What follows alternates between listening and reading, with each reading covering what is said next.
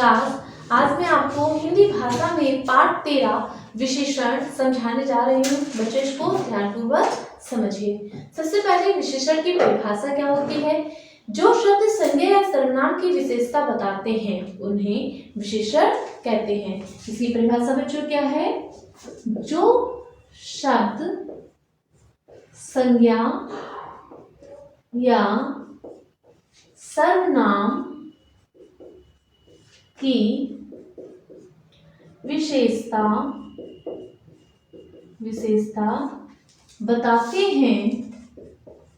बताते हैं उन्हें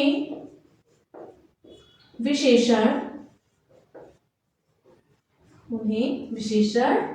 कहते हैं। उन्हें बच्चों विशेषण कहते हैं। अब विशेष्य क्या है, ये तो हो गई विशेषण की परिभाषा। विशेष्य क्या है कि विशेषण जिन शब्दों की विशेषता बताते हैं उन्हें विशेष्य कहते हैं। यहाँ गाय, कर्ण, चाय, पक्षी विशेषण है। विशेषण के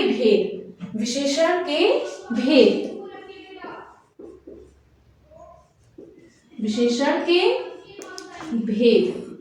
तो बच्चों विशेषण के कितने भेद बताए गए हैं। विशेषण के 4 भेद हैं। विशेषण के 4 भेद हैं। कौन कौन से हैं। सबसे पहला है आपका गुणवाचक विशेषण।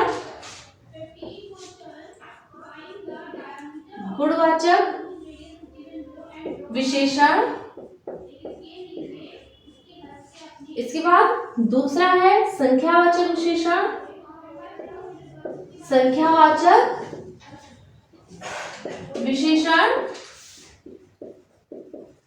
इसके बाद तीसरा है परिमाणवाचक विशेषण।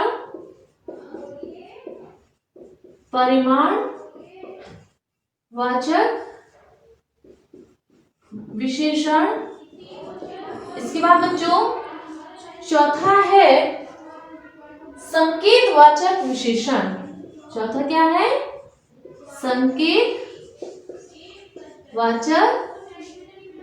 विशेषण। तो विशेषण कितने प्रकार के हुए, 4 प्रकार के हुए।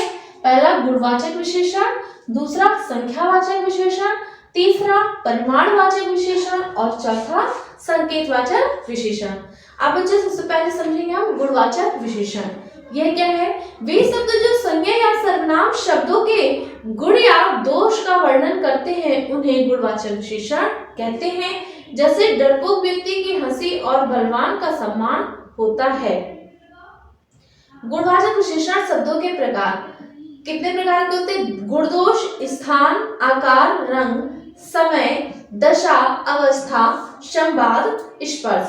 अब जैसे गुणदोष में भला बुरा आदि, स्थान में ऊपर नीचे अंदर बाहर आदि, आकार में लंबा ऊंचा छोटा बड़ा आदि, रंग में हरा सफेद नीला पीला आदि, समय में जैसे प्राचीन नवीन संध्या मासिक आदि।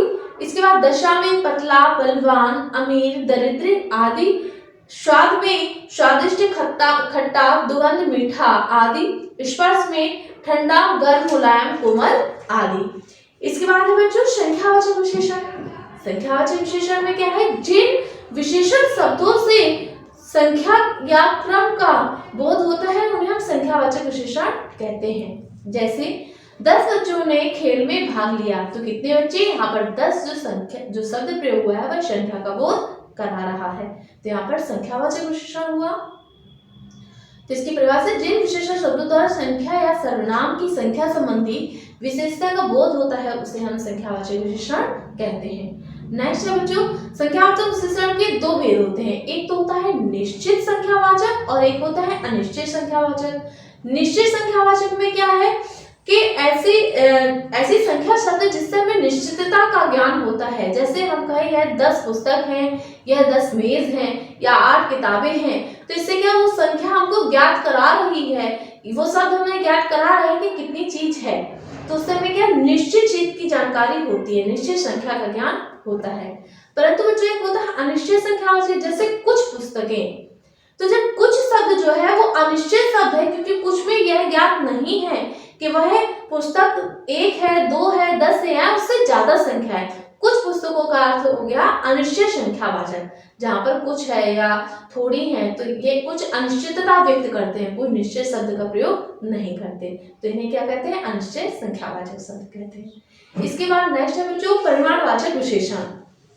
परिमाणवाचक विशेषण क्या है, जिन विशेषण शब्दों से संज्ञा या सर्वनाम शब्दों की माप तौल की विशेषता का बोध होता है उसे परिमाणवाचक विशेषण कहते हैं। जैसे मैं बाजार से 1 किलो प्याज लाया, कमीज में 2 गज कपड़ा लगता है, तो यहाँ पर क्या एक विशेष नाप है, तो जहां पर विशेष नाप तौल के शब्दों का प्रयोग होता है वहां पर परिमाणवाचक विशेषण शब्द होते हैं।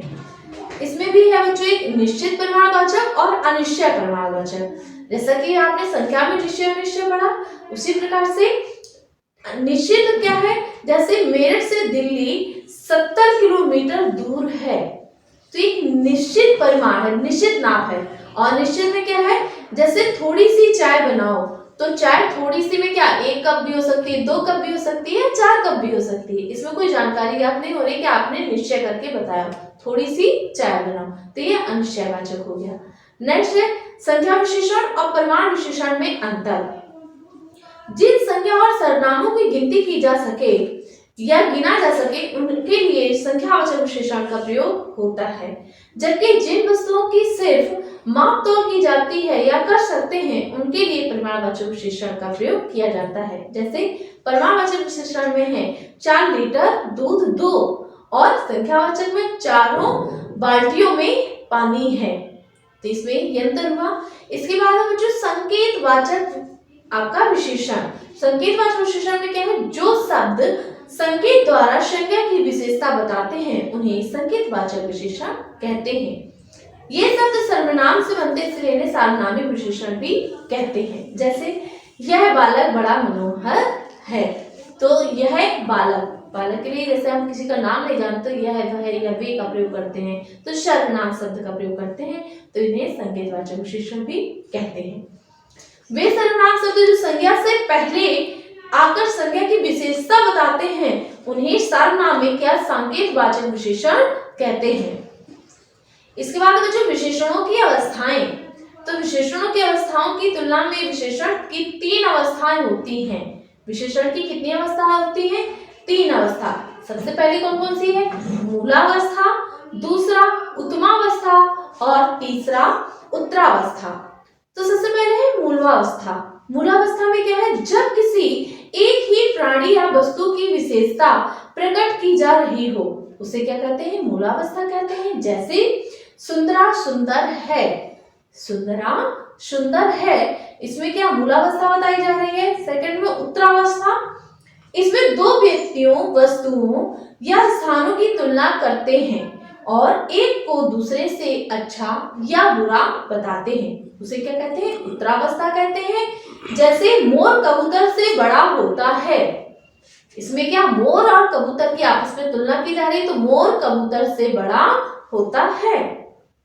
इसके बाद नेक्स्ट है बच्चों उत्तमावस्था। इसमें क्या है, इस अवस्था में किसी वस्तु, स्थान या व्यक्ति को सबसे अच्छा या सबसे बुरा बताया जाता है, इसे हम उत्तमावस्था कहते हैं। जैसे पृथ्वी सुंदरतम है, पृथ्वी सुंदरतम है अर्थात पृथ्वी सबसे सुंदर क्यों है, क्योंकि पृथ्वी पर हर प्रकार का प्राणी है, प्रकृति के अनमोल रचनाएं हैं, जल है, यहाँ पर पेड़ पौधे हैं, हरियाली है, ये सभी क्या है, उसकी सुंदरता को व्यक्त कर रहे हैं, तो पृथ्वी एक सुंदरतम ग्रह है। इसके बाद इस उच्चतम पद पर कोई बिरला ही पहुंच सकता है। ऐसा कोई पद जहां पर बिरला का क्या होता है, एक अनोखा व्यक्ति, अनोखा क्या कहते हैं, जिसमें एक हुनरता हो, उसको पाने वाला, तो इसमें क्या है, इस उच्चतम पद को कोई बिरला ही पहुंच सकता है, तो उच्चतम शब्द में यहाँ पर क्या होगा, उत्तमावस्था होगा। तो बच्चों इसमें आपने आज पढ़ा विशेषण शब्द की परिभाषा। विशेषण शब्द किसे कहते हैं, वे शब्द जो संज्ञा सर्वनाम की विशेषता बताते हैं उन्हें विशेषण कहते हैं।